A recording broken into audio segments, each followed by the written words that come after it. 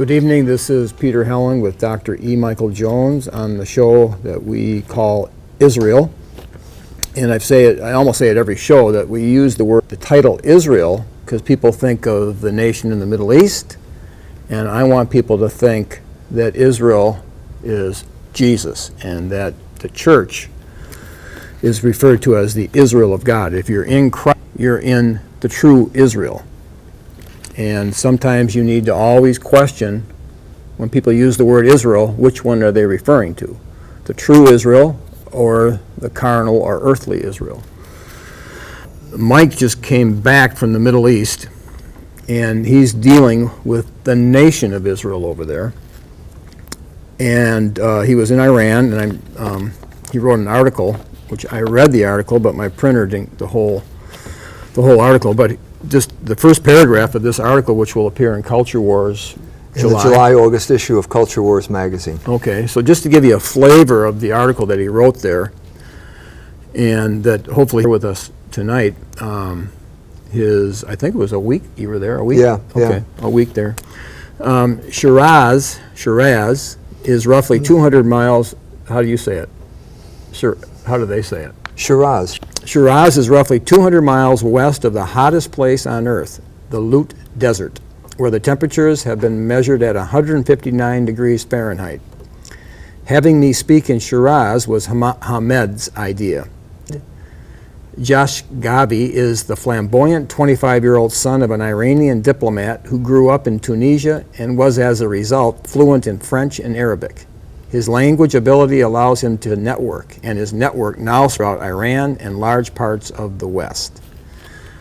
So this is the beginning of the article that Mike wrote, and he mentioned that we ought to preface this article with what's actually happening in the Middle East. And following the news,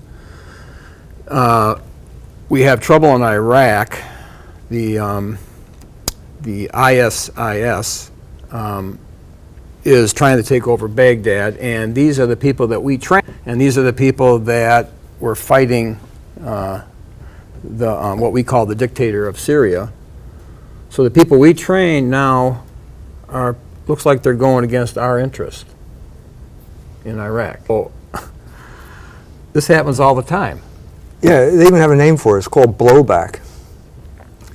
So when the first thing that John Kerry did when he came into office as Secretary of State was say he was not going to give sophisticated weapons to these people, whatever you want to call them. The Iranians call them the takfiri, or the excommunicators, or the rejectors, or maybe they're Al-Qaeda, or maybe they're ISIS or ISIL, the Islamic of Iraq and the Levant, or Iraq and Syria.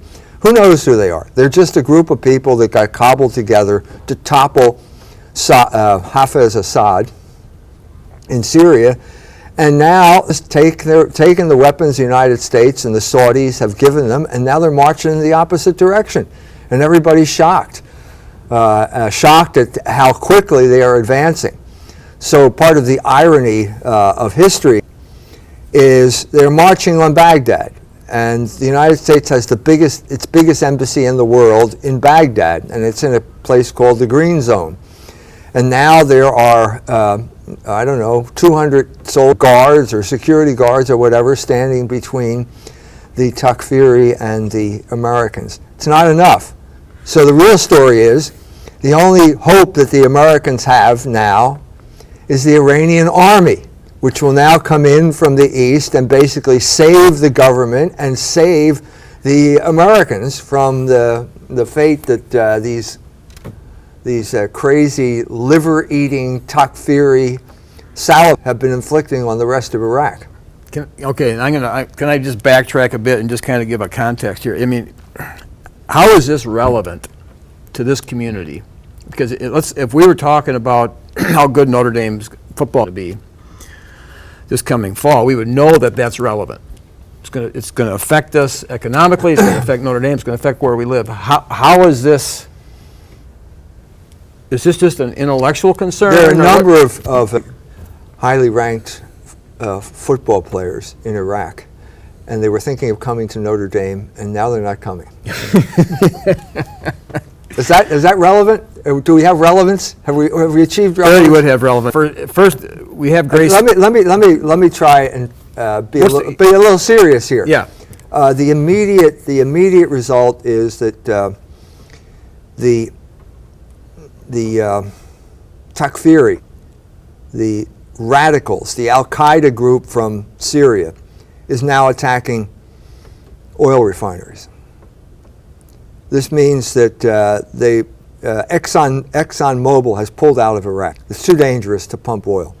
That means a significant amount of supply will stop, and we know when supply goes down, the price goes up.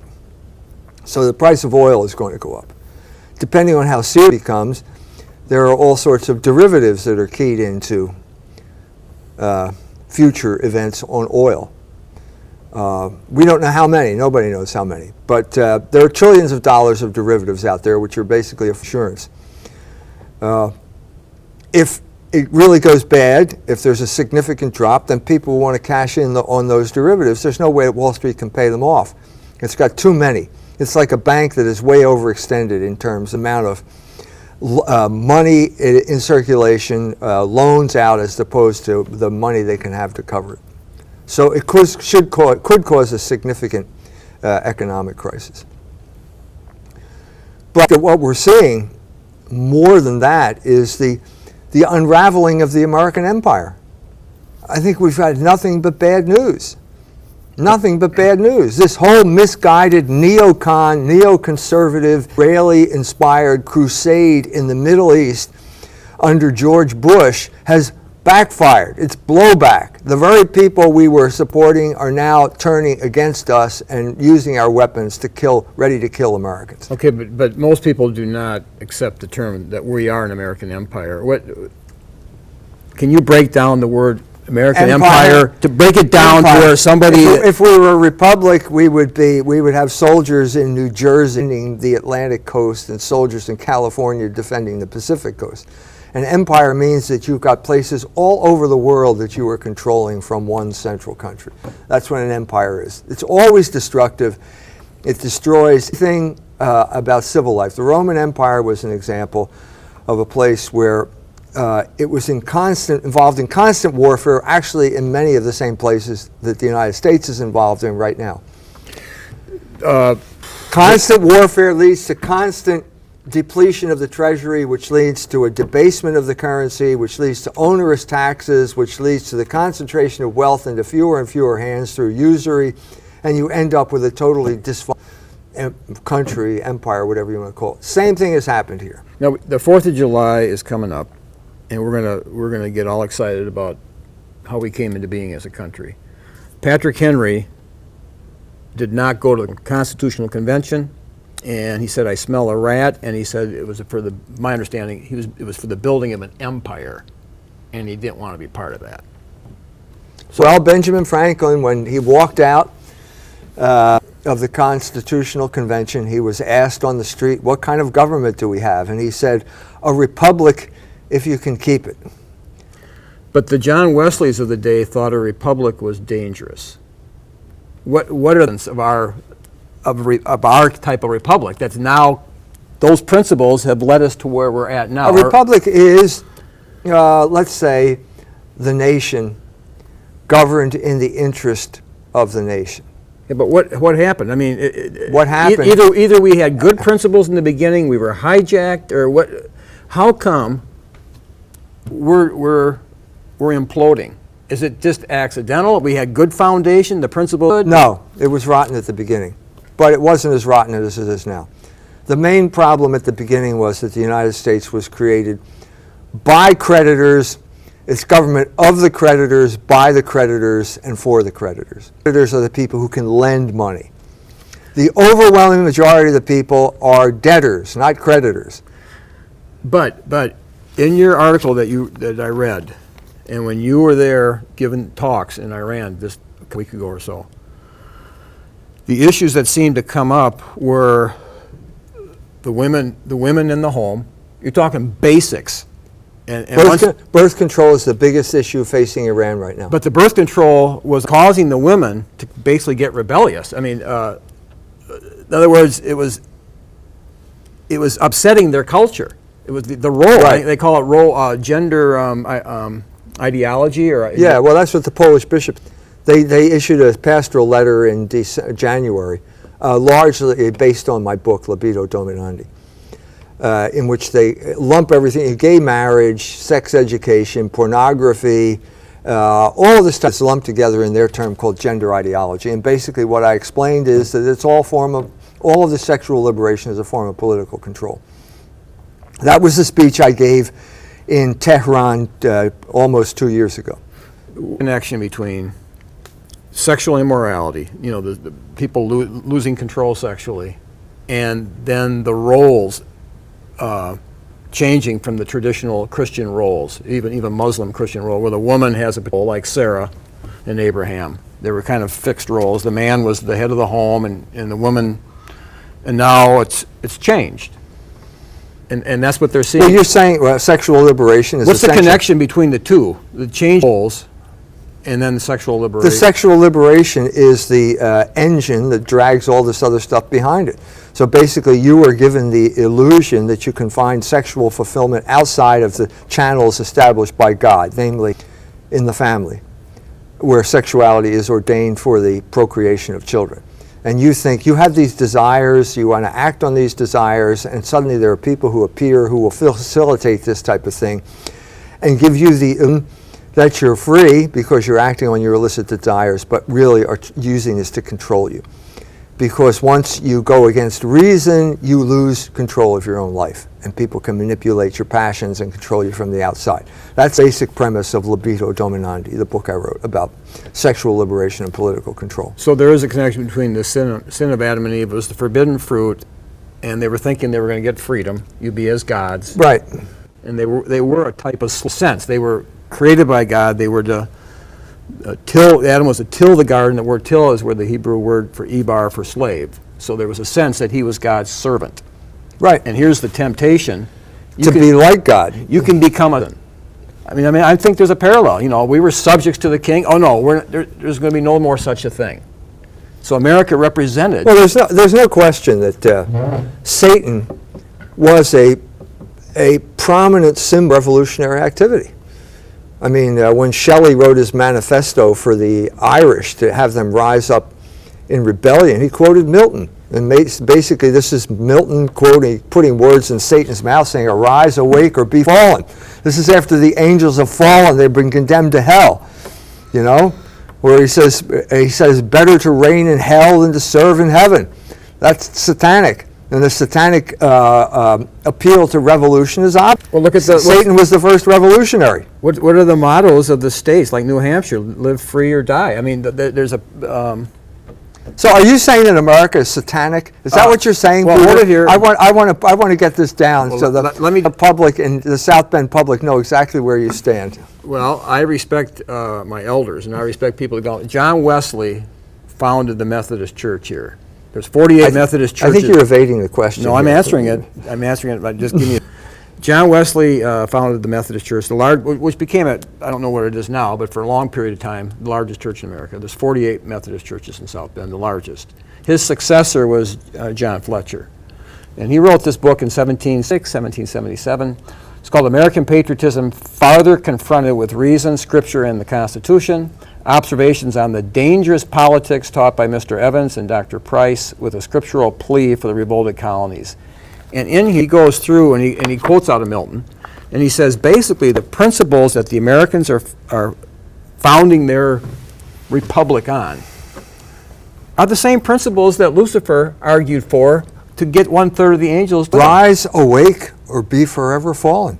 That's what Satan said. Yeah, he was Rise saying, up. and these were Masons. So let me get this straight now. When the Ayatollah Khomeini refers to America as the great Satan, do you agree with him? Well, come on, Peter. That's putting an issue at the table, which we can break down and see which parts we would agree with. But there's something there. I mean, if the founder of the largest church, his successor, writes a 150th book in 1776, arguing exactly that those principles were satanic, and the Masons George Washington, those guys, a large part of them were Masons. And the Catholic Church has consistently taught that Masons worship Satan. So you put this together, you go, wow, is it a wonder that this country has the problems it has? It's like analogous to nuclear energy. You've got basically an explosion that's going on there. And if the rods overheat or if the water goes too low, you have an actual explosion. So the question is, can you take this revolutionary idea and tame it? That's part of what the American experiment was, I think, because it would be ordered liberty is the term they like to throw around. But after 200 years or more of experience, what's the verdict? Was Benjamin Franklin right? A republic if you can keep it. Well, it looks as if we haven't been able to keep it. Well, what's the test? I mean, what's the test to prove whether or not? Well, I mean, what do you do? Point to statistics? Point to how kids are doing in school, or you point to divorce rates? What's the indicator? No, I mean, John Adams said we have no nation that functions in the absence of a moral people. And he said that morality was going to be the criterion whereby we were to judge the. Public schools were created. Indiana Constitution says the purpose of in Indiana is to encourage by all suitable means moral improvement. And now they promote sodomy. Well, I got fired for having a Bible. Yeah, I understand. Right. But now they're promoting sodomy. So so you've got to, let's go back to the Ukraine here for a minute. First thing, this is a coup d'etat orchestrated by Victoria Nuland, one of the Jewish holdovers, neoconservative holdovers from the Bush administration. Spends $5 billion to overthrow democratically elected government, which we certified as legitimate, okay? Because they wouldn't go with the EU, they were going to go with Russia. Okay? What's the first thing they have to do? What is the first thing the thugs who take over? They pass sexual. I read that, yeah. They pass sexual non-discrimination laws. So what's that mean? Sodomy. That's what it means. In other words, you're the same thing here. You can't discriminate against sodomy. That's the beginning of it. Then after they do that, do you know what happens? You qualify for an IMF loan, which means usury, which means you're totally enslaved by the time the great Satan gets done with you here. You know? Well, this is not what Benjamin Franklin had in mind, although you may make the case, I suppose, that it's implicit in any government which is basically created in the creditor class, because creditors are usurers.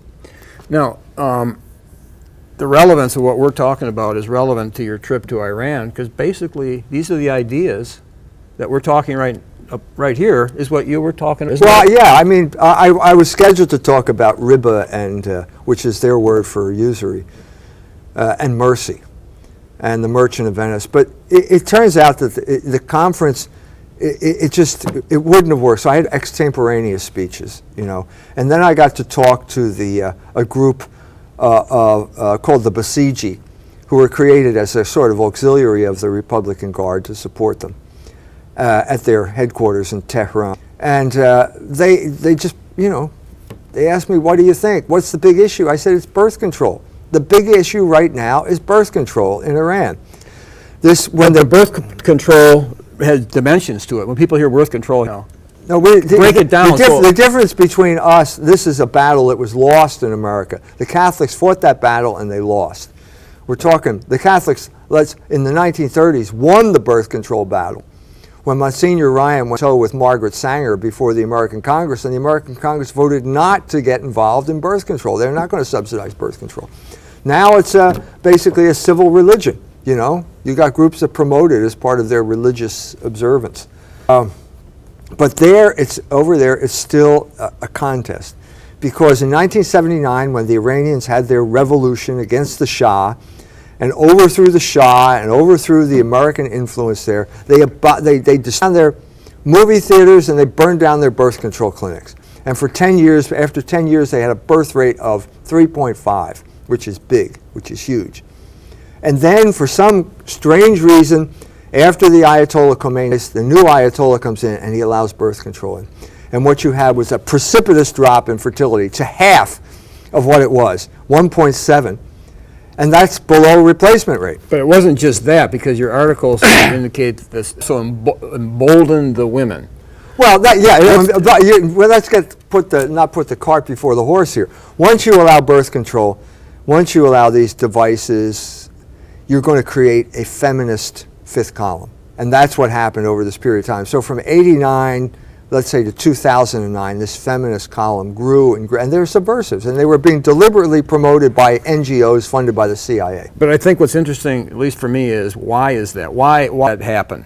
When you Because you're in revolt against the logos of sex. So you're naturally going to be a revolutionary. You are revolting against the logos of sex because sex was intended by God for procreation. You're rebelling against God's order by taking birth control pills. You're a revolutionary. So you're saying that once you start sinning, I mean, we used to teach this in the Baltimore Catechism, that once you sin, and if you don't stop it, then that usually goes on to more sin. So once there's any type of rebellion in your life, you're suggesting... Once this happens, there are plenty of people out there, the CIA is masterful at this kind of thing, of funding fifth column as NGOs, and that's what they did, and the revolution came out in 2009 where they almost overthrew the government. The feminists with their birth control pills almost overthrew the government.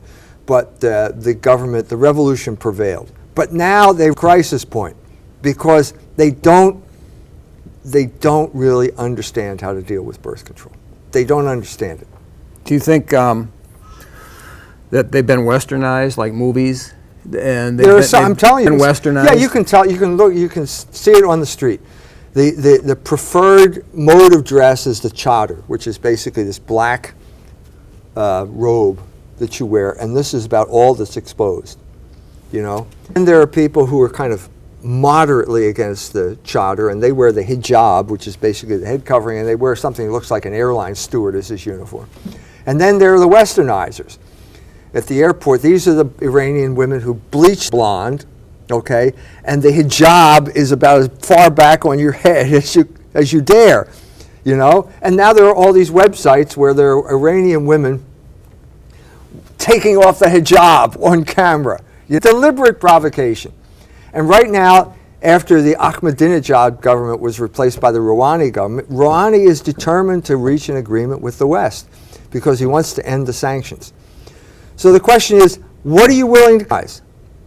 I mean, obviously, there's no moral principle involved in whether the hijab sits here or here or here. Well, let's take that. And you talked about 1965 in your article a lot, and that's when the League of Decency, Legion of Decency. Legion of Decency. But it's also in '65 was the end of Vatican II. And when I went to church, my sisters, if they forgot their head covering, they had some at the church. But you were not allowed to worship in the church. And Peter, historically, women have always covered their heads. Right, but in '65, historically, men have always worn hats. This didn't change until John Kennedy became president. If you look at pictures, fashion models, male fashion models in the New York Times in 1963, everybody's wearing a hat. This is normal to cover your head, both for women and men, and women certainly. But in the Catholic Church, for 1965 years, in the Catholic Church of the world, all women at all times had a covering on their head. Yeah. And in about 1965, almost in a blink of an eye. Okay, so let's take this a step further. There's no moral law that says you have to cover your head. It's a custom. It's mores, not morals, okay? It's a custom. So you can say, do you just dismiss it because it's a custom? If so, how do you, and what happened to American morals? Because you take off the head covering and the next thing you know, it's sodomy in the bushes in Buena Vista Park. So how do you prevent this? How do you prevent this slide? This is precisely the situation that they're in right now. How do you prevent the slide from something that is really, it's cultural, it's relative. How do you prevent that from going to complete moral depravity, which is where it ended up in the United States? Well, it's not, I disagree with cultural, because the Catholic Church and all churches based their requirement that men could not worship with a hat on and women must worship with a covering of some sort on. And they base that on 1 Corinthians chapter 11. And some people say, well, the covering could be their hair. That's brand new. No exegete ever. It's not a moral principle. There's a moral principle that you could possibly talk about in terms of modesty. Okay, a modesty, there might be moral culpability with lack of modesty. No, but this is a means toward an end. But if it's a commandment in Scripture, that's not a custom, is it? If it's a commandment, a It's divine not. It's a custom. You don't think it's a commandment? No. Did Moses say anything about what to wear on your head? Well, let me just read it. I'm going to read it because I think it's relevant. Okay, this is what Paul said. Now I want you to realize that the head of every man is Christ, and the head of the woman and the head of Christ is God. Every man that prays or prophesies with his head covered dishonors his head, and every woman who prays or prophesies with her head uncovered dishonors her head. It is just as though her head were shaved. If a woman does not have her head, she should have her hair cut off, and it is a disgrace for a woman to have her hair cut or shaved off. She should cover her head. A man ought not to cover his head, since he is the image and glory of God. Now, this is Paul speaking to the church. Yes, you would do very well in Iran. This is precisely the crisis that's going on there right now. Because there's a question of clothing. The revolutionaries, the Safavid revolutionaries who were funded by the CIA and American intelligence, know the weak link in this chain. And they know that there's not something morally absolute about whether you wear or how you wear it. They know that. And they're using this as the thin end in the wedge. This is the crack that they're trying to make bigger. Does the Quran require it? Is there a very clear statement in the Quran? Well, there probably is, because everybody, Peter, it was the rule. You covered your head. Women covered their head whenever they went outside. But if the Quran is very, very precise, like a Ten Commandment, the Ten Commandments says. The answer is I don't know. I don't know whether it's in the Quran. I don't know. Well, I think that would be a big thing in their minds, because they have to do it out of a command in their holy book. Then that's a whole different. It doesn't matter though, because it's not morally significant. It's culturally significant, but it's not morally significant. Precisely the distinction that has to be made over there if they want to preserve the gains of the revolution. Because this is precisely the cultural battle is being waged against them. You know, is it a sin? Is it a sin to take off your hijab? I don't think so. Is it a sin to take it off in public? Well, you're using it as an act of rebellion against the social order. So in that sense, maybe there's culpability involved because of the intention. But the act is morally insignificant, whereas the act of birth control is not. That is morally significant. And the problem that you have in Iran right now is you got women wearing the chador taking birth control pills.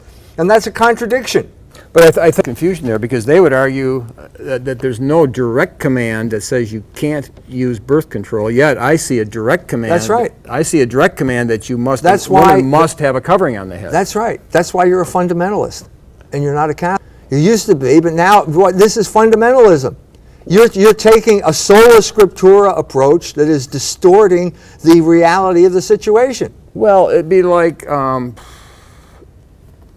my cousin, who's a lawyer in Portland, and his sister, my cousin, I hadn't seen her for 30 years, and I got to see her, and he doesn't want to talk to her much, and she homeschools, and she's a Presbyterian. He believes in stuff like six-day creation. You know, she's just a lunatic. And I go to him and I say, well, it's in the Ten Commandments. God created the world in 6 days. And he looks at me like, what are you talking about? That's not in the Ten Commandments. And I pull it out, and his eyes drop, and he goes, oh. And he's a lawyer, okay? Do you think lawyers should know the Ten Commandments? I mean, is it being a fundamentalist to say Ten Commandments No, I'm saying a fundamentalist is basically, you've got this sola scriptura approach to reality. And it can be, it's distorting, first of all, when you deal with Scripture, the Catholic, the Christian Scriptures. It's really bad in Islamic, when you're dealing with Islamic Scriptures. Well, because you got some sense of, you got weak with the Christian Scriptures, whereas you don't have it with Islamic. with the Quran. The Quran was basically dictated by Allah to the angel Gabriel, who then dictated it to Muhammad, the prophet. Well, but let's take the issue like Adam. Some people are arguing that is the biggest issue facing Christianity today, that whether Adam and Eve are historical. You're right. It's not. A big issue. Do you know what the institution that God created to adjudicate these issues? I'm in the Catholic Church. The Catholic Church. You can't do it on your own. This is the problem. The whole problem stems from the Protestant Reformation, where every Englishman who can read is now a scripture scholar and when it comes to reading the Bible. But here's the problem. My nephew's in Rome. I guess they're going to let him come back for the summer, to be a priest. And so he thinks, he's Opus Dei, and he thinks he's going to be, totally loyal to all the. Well, I knew the question to ask him after he got out of his 4 years of pre-seminary. I said, "Well, do you believe Adam and Eve are historical?" Absolutely. His response: absolutely not. Science has proven that they're not at all. Church states. Okay, right. He's not representing the magisterium. But he believes he was taught purely by. Well, what were you taught? Tell me what you were taught at Notre Dame. I'm just saying. So what? What? You got all these. You got this constant struggle. Wicked men who teach erroneous things for filthy lucre's sake, and the deposit of faith that needs to be preserved, and it is often preserved by saintly men, but will be preserved by the magisterium of the Catholic. Why are most all Catholic institutions, people that go through them, do not take Adam and Eve, for example, as historical and literal, and yet the magisterium teaches they are. But yet when they grab those institutions, they believe in theistic evolution, and they don't have an Adam and Eve that they believe is what the early church fathers believed in. They believe science has changed that. Why is there evil in the world, Peter? Why was known by wicked men who were interested more in money than they were in the truth? Explain that to me. Well, because the will is free.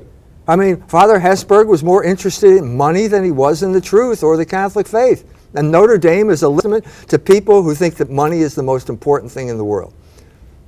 Well, I know that. And the Bible has very specific things to say about people who choose mammon over God. Well, I know that one of your. Why are we getting off on this? I'm getting off on that because the book you're writing, you said the most important chapter is the one on John Newton, where science took on this alchemy. Isaac Newton, sorry. Took on this dimension that I think now dominates. I think this science dominates and preempts theology. Yes, it does. Right, and I think you flushed that out. Right, and I did. It's a chapter in my book on capitalism. Will be out. The book will be out in September. And in my mind, the American Revolution was founded a lot with Locke debating Filmer, and the debate was over Adam and Eve. Filmer took Adam and Eve as literal, and that all authority comes from God through Adam, so that the king had authority. A divine right of the king came through Adam. Well, Adam doesn't exist for most academics and most theologians. So that's science preempting. That's Locke and Newton. All you're talking about is the corrupt state of academe in the United States at this decadent moment in history. I'm sorry. Yeah, you're right. It's totally decadent, totally interested in money at the expense of truth. The fact that that universities now impose these ridiculous sums for tuition that causes go into unrepayable debt, crushing debt, is just a sign of their wickedness. Yes, they're all wicked institutions. They're all involved in usury. They're all involved in the corruption of the truth. Okay. What do you want me to say? I wrote a book on Notre Dame, too. Okay, is Notre Dame still Catholic? The answer is no. It's capitalist. It's a capitalist university that masquerades as being Catholic. But this is the crisis now that we have in our country and in the church, because the church took its model of how it should govern from America. It's always the Achilles heel of the church that is going to look to some secular power to save it. Whether it's France, or at the time of France, the French king is going to save them. At the time in America, America was going to save the Catholics from the communists, so they all joined the anti-communist crusade. It's disastrous. It's whenever it happens. But now we're reaching one of those turning points in history where the empire is collapsing. At the very least, it's not growing. And the turning point came in the Ukraine when suddenly the coup brought about the return of Crimea to Russia. So suddenly the tide's going in the other direction. And now the same thing is happening in Iraq. That whole mad scheme that was created by our Jewish neocon friends to support invading Iraq and Afghanistan, it's all collapsing before our eyes. And their only hope to save the Americans is coming from the Iranians now. And they are the very people that Israel wanted to bomb.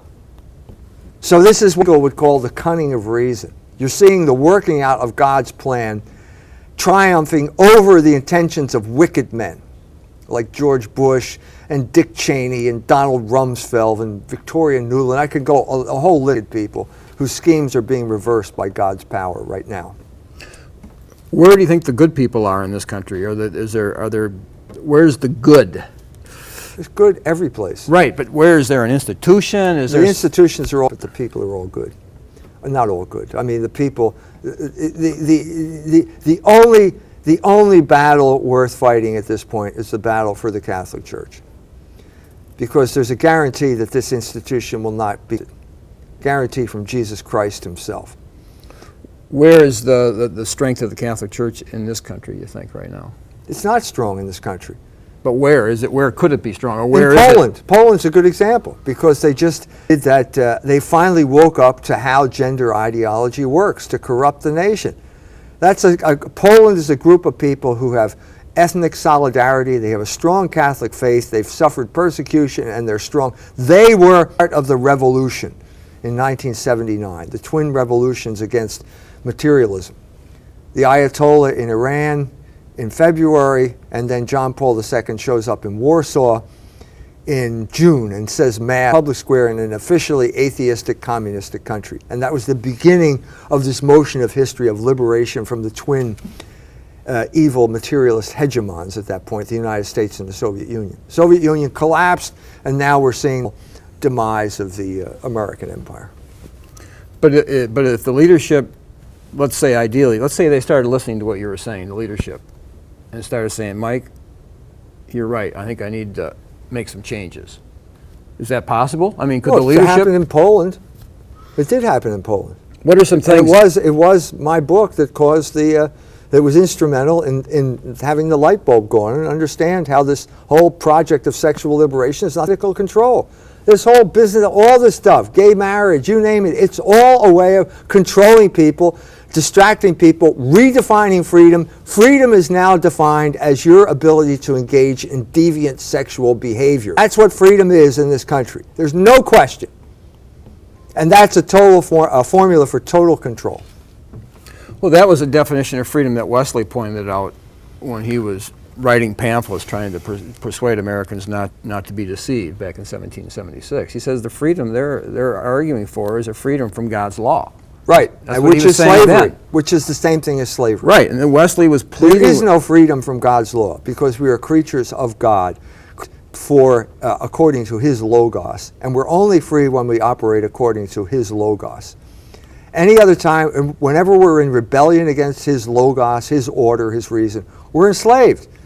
St. Augustine knew this at the fall of the Roman Empire. A man has as many masters as he has vices. Right, and so Americans, we have this, the pursuit of happiness. I mean, we got the... So why does the government promote all this stuff? Because they're not working in the interest of the American people.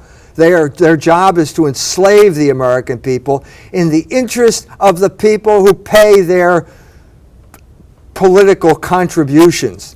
Congress is totally in the hands of the Israel lobby. But totally. Money interests were already operating strongly back in 17... Absolutely, and it's always been a struggle. It's been a struggle. I go into this in the book on capitalism. A struggle from beginning to end. It has never stopped. And it's not going to stop because this is a capture, which means that it's basically of the creditors, for the creditors, and by the creditors, to the detriment of the debtors, the overwhelming majority. So it's intrinsically anti-democratic. Well, let's say the vows of the monasteries, if you make a chastity, if you live chaste, they can't They can't control you Can't sexually. manipulate you that way. And if you make a vow of poverty of some sort, that means you're not going to be covetous. You're not going to borrow money to buy. You're not going to borrow money, so you're not going to go into. Right. So the reason they can do this is people want to be wickedly covetous, and they want to be wickedly sexually. Right. It's fallen nature, human nature. This is what the Reformation was in a nutshell. The clergy wanted to have sex, and the princes wanted to steal the church property. That's the Reformation in a nutshell. And so Luther made a deal with the princes. I'll give you the church property, you make me the head of the state church. Every Protestant country made the same deal. England, Scandinavia, Scotland, it's all the same deal. Well, the American Revolution, in my mind, kings over there, we can just steal the colonies from them, and we'll come up with some kind of Christian appearance. Yeah, the moral is if you're going to steal something big. Don't rob a gas station. Steal Notre Dame University, which is what Father Hesburgh did in 1967, or steal, which is what Henry VIII did when he plundered the monasteries. But we stole the 13 colonies from the king. Now, however we could justify it, that's exactly what we did. I mean, what do you think we did? We stole it. I wrote a song about this, Peter. If you rob a convenience store, you will go to jail. But if you steal 50 billion or more, you'll be too big to jail. Right. There. So steal something big. But part of your book, dealing with the sermons of Savonarola, you were getting into what they were preaching on covetousness. I mean, the solution. So Savonarola was a moment of reform in the late Middle Ages that could have been generalized to the whole Catholic Church. And guess what he was against? Subsidy and usury. I don't know why it always happens this way, but it seems to me whenever you reach the end times, when it's total decadence, there are two things that get promoted: sodomy and usury. Right, and you said that it was Max Weber's thesis as to what brought about the Protestantism or something. You said it was the corruption that was going on, that they wouldn't listen to Savonarola. Well, basically, Savonarola came up with a program of reform. The people repented, they burned, they had the bonfires of the vanities, and people would throw their trinkets and whatever, dice, whatever it is, threw it on the fire and burned them all. There was moral reform, and basically the sodomites and the usurers collaborated to overthrow him. And the Pope went along with it, much to Pope Alexander VI, because Savonarola was calling for the King of France to depose the Pope and have a count, and the Pope didn't like that, and so he collaborated, and what they did is they lost their ability to reform. Because the next time it came around, it was Luther.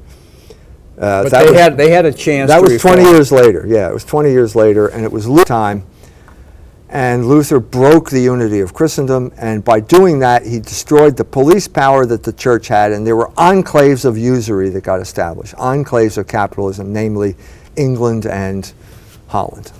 And from this tumor grew and grew until it finally took over the entire world. Right, and then America is a result of just pure Protestantism and a strong anti-Catholic. In this sense. And so it's no coincidence that capitalism is state-sponsored usury, and that's the heart of the American system, basically. And that's what we're trying to impose on the rest of the world. So sodomy to soften you up, and then IMF loans to enslave the entire country to unrepayable debt. Happens over and over and over again. That's the crisis in Europe right now. Don't you think, I see it in my own family, I see it if you read Genesis 19, Abraham is going down, God is going down in the Trinity to judge Sodom and Gomorrah, and he says, I got to tell Abraham what I'm about to do. And then he says, I've chosen Abraham because I know that he will command his children and make his family and house obey him. Well, God is saying this in light of the Sodomites. The fathers were weak. And when you grow up with a weak father, you don't have a father to identify with. The mother spoils you because... It's a breeding ground for homosexuality. Well, that's what this country Everybody knows that. Sigmund Freud knew that. Even Sigmund Freud knew that. It was the explanation for the genesis of homosexuality. Right, and Gregory. And it's the only one that makes any sense. And Gregory Singer, who is one of the few, he was kind of a brilliant Presbyterian theologian, historian. He says, he's the one that boldly says the American Revolution was not justified whatsoever. He said they had to first dethrone God before they were the king, and that ultimately wiped out the father in the home. So the American Revolution was a direct attack, not only on God and the king, but on the father in the home. And all of a sudden, the women started gaining over the men. Until now, most women run most American homes, and most that's why the elites, the members of the secret societies like Skull and Bones that run the country, that's why they promote feminism.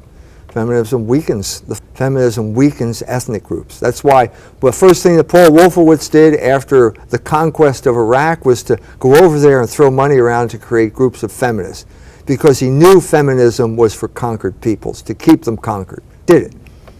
Right, and these are code words for something deeper. In my mind, the deeper issue is an historical Adam and Eve. That Adam, like Paul said, Adam was created first. Paul refers to Adam and Eve like historical. The woman is to be silent in the church. Why? Because she was created second. Adam is the head. I mean, that theme is always there. And once you remove those concepts, and we don't even have the Abraham-Sarah. Americans have nothing to go with. They just think marriage is a partnership and that's it. There's no archetypes, there's nothing. Well, if homosexuals can get married, the term has no meaning. Right. It's the complete defeat. And the theologians have done nothing to stop this. They've laid no barriers to this. There's no Adam and Eve. There's nothing there. They have nothing to protect us. Where I think the Muslims, to those things, they actually have something that can protect, even though it's under attack. But they have. That's the question, though. The question is whether you have this kind of rigorous social order, whether it can withstand this corrosive influence. This intellectual assault. Yeah, that's the question. And that's why, in many ways, I'm hoping that my trips over there will help contribute to a successful resolution of this by saying, look, the birth control pills are important than where the hijab goes on your head. You know, the majority of the Iranian people right now are in childbearing years. This problem could be solved tomorrow. It's pure problem of consciousness, you know, and it has to means you have to have an accurate understanding of human sexuality, and that's precisely the crisis. But part of it is that these people, the Iranians, my sister had her PhD there in Tucson, and I went down there for it, and there's all kinds of Muslims getting a PhD from Oman, from Jordan, from Palestine. And there's only one Muslim that was holding his ground. His PhD, his thesis on the existence of God, and that. But they're getting the training, the mindset from our institutions, and then they're going home. Their intellectual frame put into them by us to some degree, but because I only noticed that they're all yielding, and the only one that was holding his ground, and he couldn't stand them for playing hypocrites, he called them. Our educational system is worldwide. It's not unlike Protestantism in the 19th century. How do you hold the line? Well, there was a group that didn't hold the line. The mainstreamers, the mainline churches didn't hold the line. They just went along with every single agenda, social engineers. And then there was a break-off group that was a kind of fundamentalist who just adhered to sola scriptura in a way that was that marginalized them. There's got to be some golden mean here. And I'm saying the church is the only institution that's in a position to do something along those lines. Right. I mean, they have the magisterium. They go all the way back. They have faith and reason. But for some reason, they're completely ineffective in America. For some reason. Well, the reason is Americanism. Villain was the anti-communist crusade that basically scared all Catholics into saying we have to support America because America is the only thing between us and communists taking over the world. Well, we're still talking that way, and there's no communism. Now it's Vladimir. He's not a communist. Okay? Russia is a Christian country. We're not. They are. But they're still trying to resurrect this fear, this Russophobia, because they have finally put a halt to the expansion of the American. That's what's driving this thing. So they received you pretty well there in Iran. Better than I deserved. But do you have any? They're just the nicest people in the world. Into Fazaa. As I said, I was in Shiraz, and then we drove about 100 miles further into the desert. And southeast, we're close to the hottest place on the face of the earth. And we pull in, it's nighttime, so it's a little bit cooler. I look up, and there's a billboard, and there's a familiar face on the billboard. It's me, my face on the billboard. They advertised my talk throughout the entire, and as a result, I had 500 people in my talk. 500 intensely, 500 intense Iranians who were really interested in drag-out discussion, no holds barred. You know, so I gave my talk about libido dominandi. I said birth control is the issue that's facing this country. I said to the ladies, throw away your birth control pills. And then we had a discussion that lasted almost 2 hours. Right, I said a Q&A. Now, the lament at Notre Dame has always been you just can't get into an intellectual discussion. There's just people interested. Now, that is, I mean, Americans generally are... These people, not only, they waited an hour. I was an hour late because of the drive through the desert. So they waited patiently for over an hour for me to speak. And I walked in, I'm just, all these people, they all came to see me. It's incredible. I know. So anyway, but these are people, these are intelligent people. As I said, the Magi were the first non-Hebraic people to work Logos, and they were Iranians. They were called them Persians at that time, but they were Iranians. And there's this connection between Iran and the Logos that perdures to this day. Right, you were saying that basically they didn't fully swallow the Islamic faith. An imposition on them. And I think that, so there's Iranian Islam is different. It's called the Shia, as opposed to the Sunni branch of, and they're in a civil war right now. There's no question. War. That's what Iraq is about. The Sunni are fighting the Shia. So it's still the same thing. There's still the Sunni are trying to impose the traditional Muslim, and the Shia are saying, hold it here. Under the Baghdad, Islam became a religion in which you felt that if you tried to say God was reasonable, you were impugning his power. And so it became a religion of pure will. God could will whatever he wanted, and he had no logos to him whatsoever. Well, that's not a good... It was basically an instrumentalization of religion for political ends. It became the vehicle of Arab nationalism. Iranians are not Arabs. Right, so it scares everybody away. So you have a father in the home that believes completely arbitrary. Right? Tyrant. God is a tyrant. Whereas Abraham, pure will. Whereas Abraham, will. The Christian father, following Abraham, he's still strong and he still leads, but he's still right. So the wife can still reason with him. Yeah, but let me put it this way: there are 500 passionate people there, and there's me. And what prevented them from taking me hostage or stringing me up? It was logos. It was reason. Because come together to talk things over in a rational fashion. And they're a deeply civilized people. Their civilization is 2,500 years old. Ours is a tenth of that. As George Bernard Shaw said, America is a country that barbarism to decadence without finding civilization in between. That was not the case with Iran. They've had an ancient culture, an ancient cultivation of logos, and I experienced it firsthand. You know? Do you think they understand it better than Americans do? Absolutely, because they had me speak. Oh. And I understand America better than Americans. They got the cutting-edge, state-of-the-art interpretation of America. That's why they're smart. I mean, that's smart people. So I think we only have 2 minutes. When are you going to finish your book? It's finished. Okay. The book, or the capitalism book, will be out in September. Barren metal. History of capitalism as the conflict between labor and usury. But barren metal is the title? Title, yeah. It comes from Shakespeare, from The Merchant of Venice. Okay, where you have Shylock and... Yeah, Shylock, that whole story. It's not a new story. Okay. So how many pages? 1,400. 1,400. So, and your Spirit of the Revolutionary Jew was... That was only 1,200. 1,200. This is the sequel to the Jewish Revolutionary Spirit. Okay. It's the other side of the coin. the revolution, the user, how they collaborated. The two books come together to explain that. Okay. So, I would try to. I would track it. You can look up Mike on what culture. CultureWars.com. Okay. Books available there. Any book that I've mentioned is available there. Okay. So, I pray that you would take this and go with it, and you'll find and seek after wisdom and understanding, and it's found in Jesus Christ. So till next week, God bless.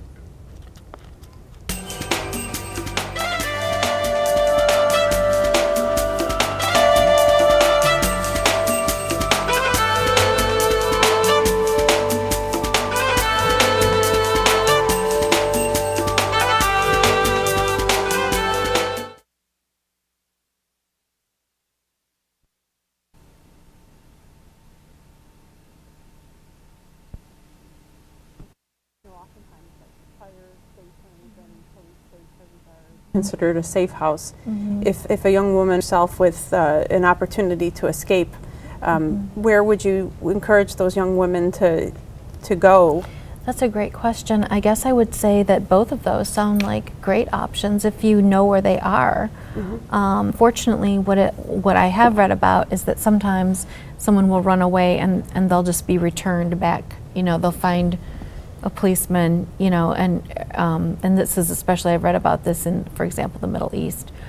Return the woman back to her family or well, whoever. ladies, you know, time flies. Time has flown. And this time we're going to have to end the program. And thank you for being our guest. I hope to have you back again. This is George Lane. Thank you for watching. If you enjoy